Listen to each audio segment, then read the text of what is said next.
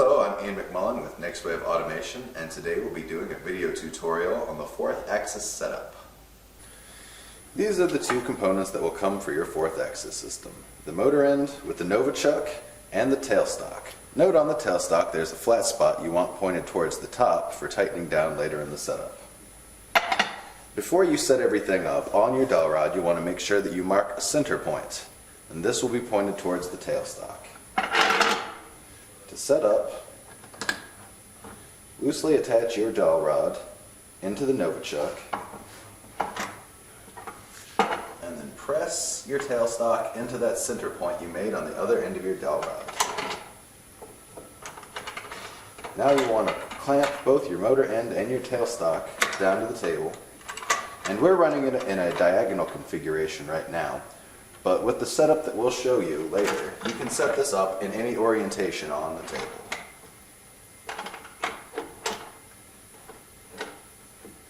Now that the motor end and tailstock are locked down, nice and tight, you'll want to turn your pin tightener at the end here on your tailstock, and then bring this, make sure it's nice and tight on that flat spot so this does not turn. Then you want to do a final tightening on your Novichok to make sure your dowel rod is in there nice and tight. And you're ready to set it up on the control panel.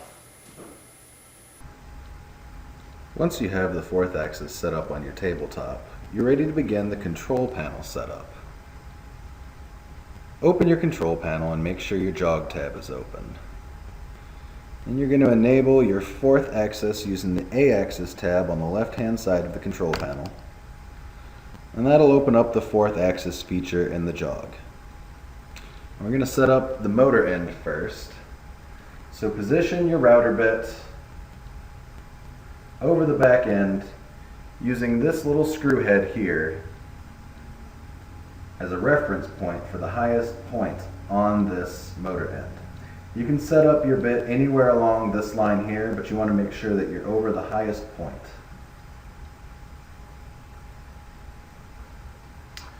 Once you've got your bit in place, you'll select Set Front for the motor end, and this screen will come up. Now we're not going to use the touch plate between the bit and the motor end, but you do want to touch the touch plate to the bit.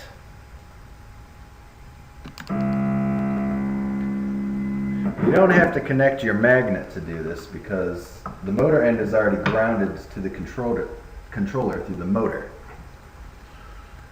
And once you have that, your motor end is all set up. Once your motor end on the fourth axis is set up, move your bit to the tailstock and set it up in the center.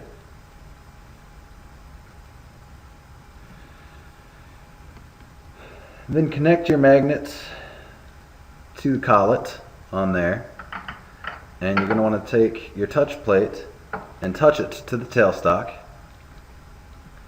and then select Set Rear, and again we're not using the touch plate between the router bit or the tailstock, so select No. It will begin moving, and you have set the rear.